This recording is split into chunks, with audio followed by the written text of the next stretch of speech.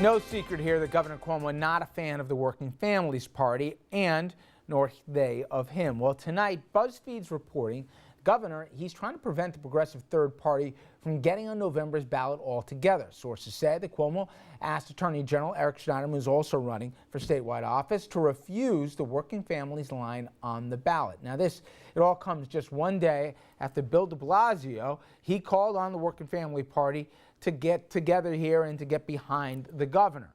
A Q poll released last week shows that Governor Cuomo has got nearly 30-point lead over Astorino, 57% of voters saying that they would back him, while only 28% said that they'd go for the challenger. But that same poll also shows that if there were a third-party candidate, let's say from the WFP, that could siphon off 22% of the vote this November, and the vast majority of it coming from, obviously, Cuomo's supporters here, since they're on the progressive side, and all of a sudden, his support shrinks considerably. Now, we'll know probably as soon as tomorrow if that third-party candidate translates into somebody or not. And the woman you're looking on the screen here, Fordham law professor, and I just love the name here, Zephyr Teachout. Well, she could be the person here who could get on that ballot. There's a bunch of ifs, in fact, but she's been a big critic of the governor, saying he's part of the broken system, that he won't fix it here, and that it's time for somebody to really speak up. Here's her exact quote. Voters in New York want a real choice, and right now, with just Astorino and Cuomo, they seem to be fighting about who can give more tax breaks to the billionaires. Who?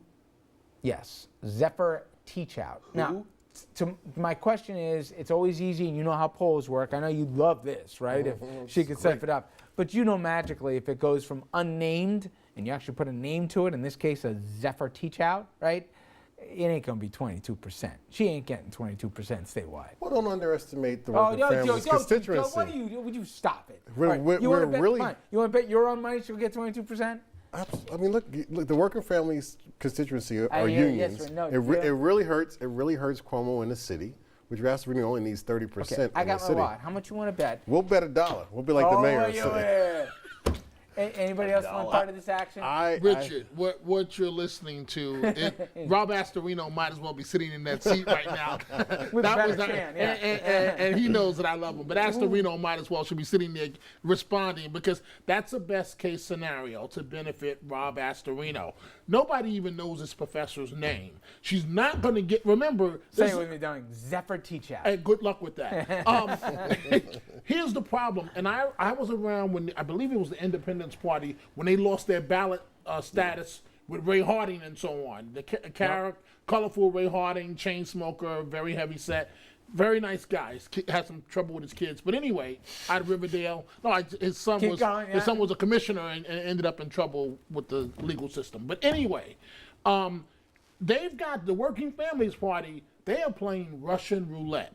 This governor plays for keeps. They should know that by now. But wait a minute, Don. What if they say to themselves, what do we lose? Right now, he's not listening. No, everything. Everything. But wait a second. They say to themselves, he's not listening to us. But Richard, they will lose everything. But what do they lose? Everything. What do they have? Okay, listen, if they go with this lady and she only delivers 20,000 votes, you needed 50,000. You are no longer a political party in the state of New York. They can lose everything. I think it's nuclear war on both sides. I think it's bad for the Working Family Parties. I think it's bad for Cuomo if he doesn't have one. But it's great for Rob Astorino, great for New York if he gets elected governor. Look at the shot across the bow that we're hearing today from Cuomo, trying to pressure Schneiderman and DiNapoli to not take the line. Meanwhile, I think he would take the line if they offered it to him. Of course. I mean, this is just a going to use a bathroom metaphor in terms of the contest that it is, but that's basically what it is between the two. That's something show. Right. But here's my question. No, but we know this, there are a large chunk of progressives who say, fine, the governor on social issues, gay marriage, SAFE Act, we go down the list. Where else are they going to go? Out there. Where are they going to go? They're not going to vote for Rob Astorino. They're going to stay home. One second. That's the danger. They're going to stay home. But I've always made that argument, but you and others have said, what's the point of being fine? They're on a ballot.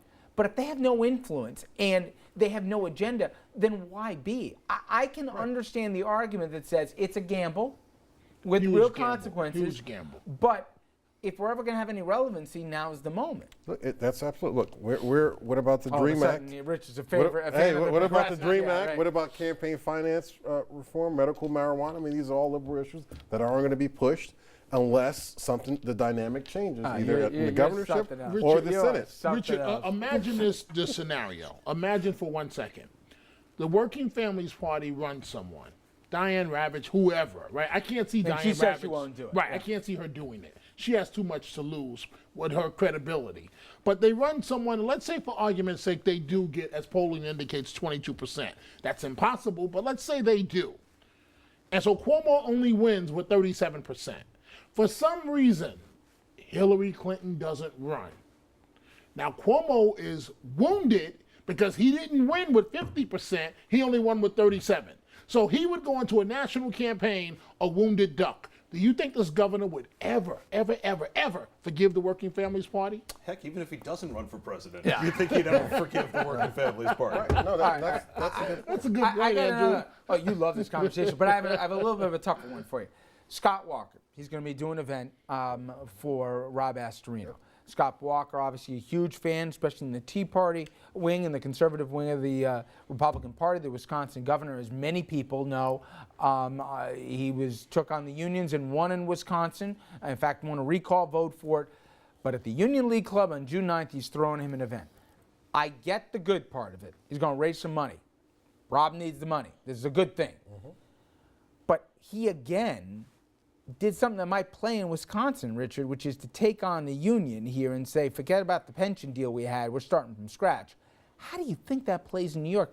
Doesn't that, I mean, if Rob wants the labor vote or even a part of it, this is like kiss it goodbye. Well, look what Rob's done in Westchester. Rob in Westchester, with the exception begging you to of answer me. Come CISA, I'm sorry, He's not gonna answer that CESA, with the exception of that union, all the other unions have compromised with Rob in Westchester to contribute to their health care, which then reduces the tax burden to Time out. taxpayers. Let's say I even agree with you. You're missing my point. Who's he bringing in?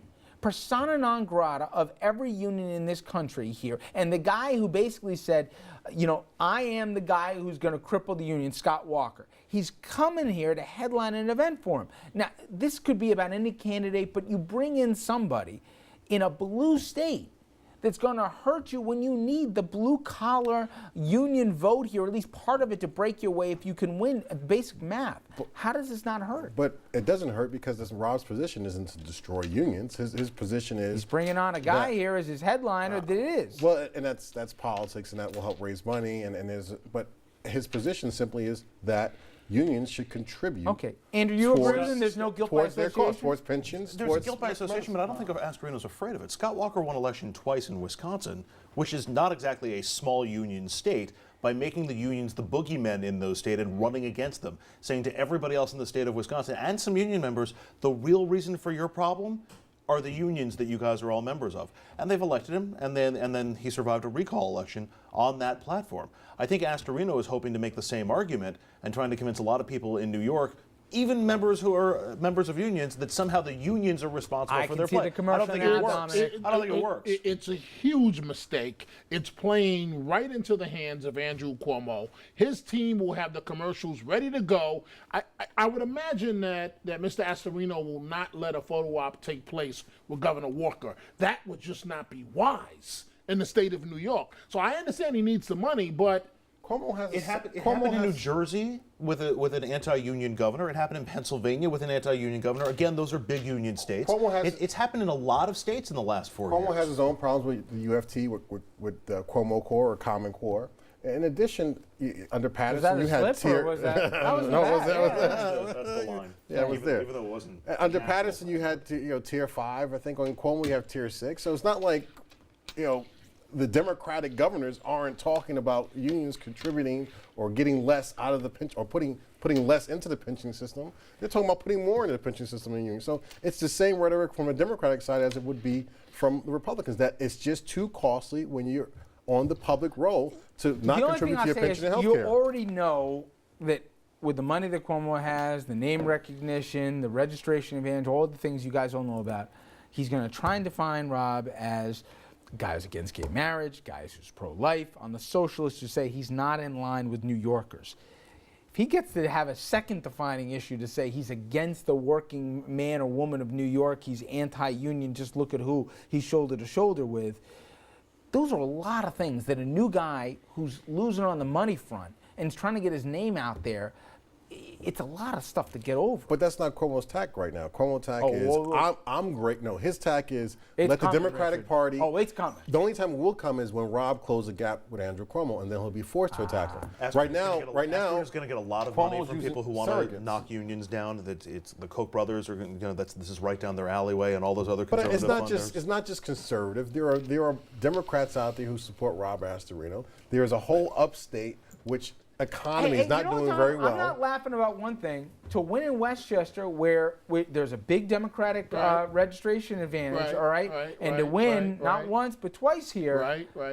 I don't minimize the man's political skills. I'm just Right. questioning the And judgment the of the liberals Walker aren't thing. very happy with Governor Cuomo. And Okay, if they but- stay home, But I don't that's think, gonna Richard, hurt I don't think the Cuomo a rest of the lot. state reflects basically Yeah. Westchester County. And any time that the public is reminded that Mr. Astorino is a Republican, Yep. that's a losing day for Mr. Okay. Astorino. Plus, I can beat Dominic in one-on-one. Doesn't mean I'm ready for the You NBA. sure about that? Yeah. Oh, God, here we go. Ooh. Somebody, Salad. all I know is we're talking one, maybe two heart attacks if that game happens. All right. My metaphor still stands, though. I'm ready to The defibrillate. metaphor still applies. Don't you be talking to defibrillator.